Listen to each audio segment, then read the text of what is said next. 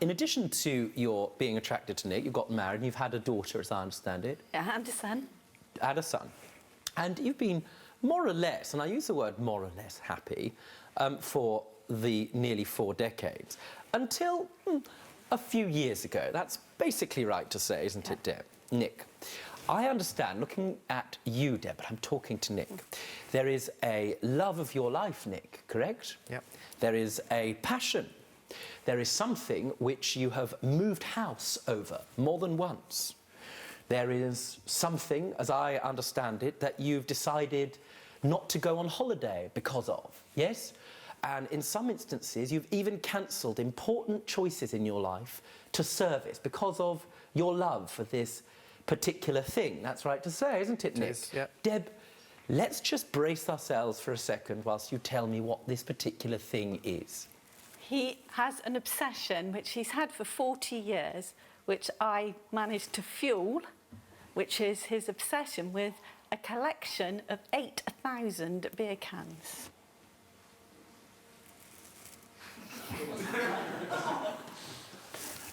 Now, just to be clear, that's not your current home, is it?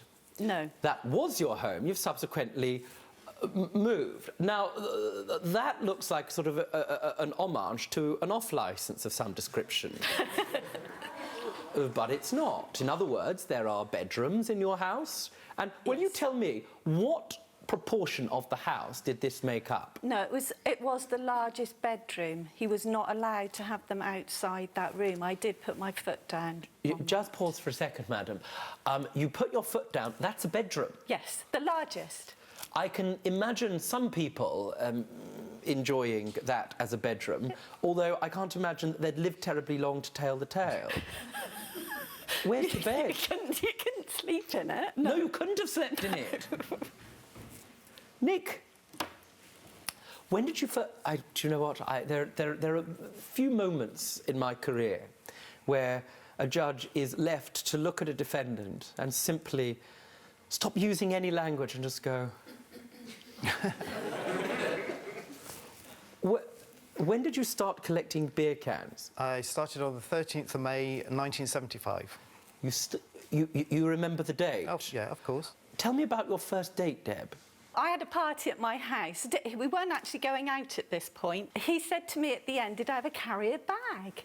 And I go, "Yes." So then he said, could he go round and pick up the beer cans? That sounds thrillingly romantic. I presume you thought, even at 1975, he had an intuitive sense that there was global warming happening and wanted to do his best for recycling. Yes, indeed, he could have been. But then he said to me that he had a small beer can collection. A small beer can. So I thought, well, that's a bit of fun. Yes, well, you have to say this. Normally, when a future husband tells you something is small, you have to rely on it. Normally, they exaggerate the other way. At the time that you married, how big was your beer can collection? We got married at 20, so it was probably only a couple of hundred.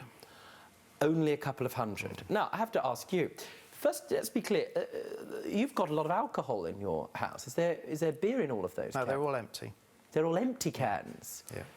You've moved more than once, is that Yes, right? we have. How many times have you moved in order to accommodate the beer cans? Well, the first house we had was just a little 2-bedroom one, so they didn't have much room there. So then we moved to a bigger house. And when I had the children, we built an extension. For the beer cans? Specifically for the beer cans.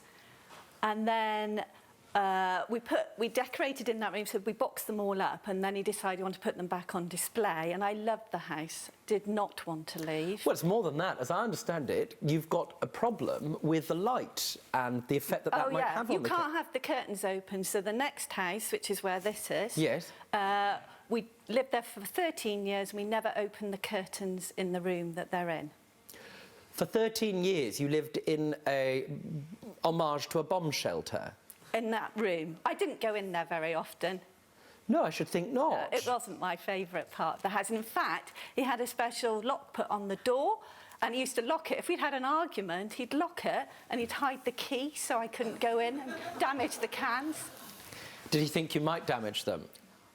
I think once or twice he thought I might. Well, what used to happen was, depending on how the argument was going, I used to sort of call time, go and lock the... If it looked like a really bad argument was brewing, I'd take time out to go and lock the door, and then we'd carry on with the argument.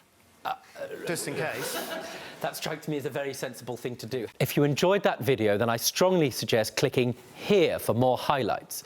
For those of you who haven't subscribed yet, and why not, so that you never miss out, subscribe. Clicking down there, that's an order.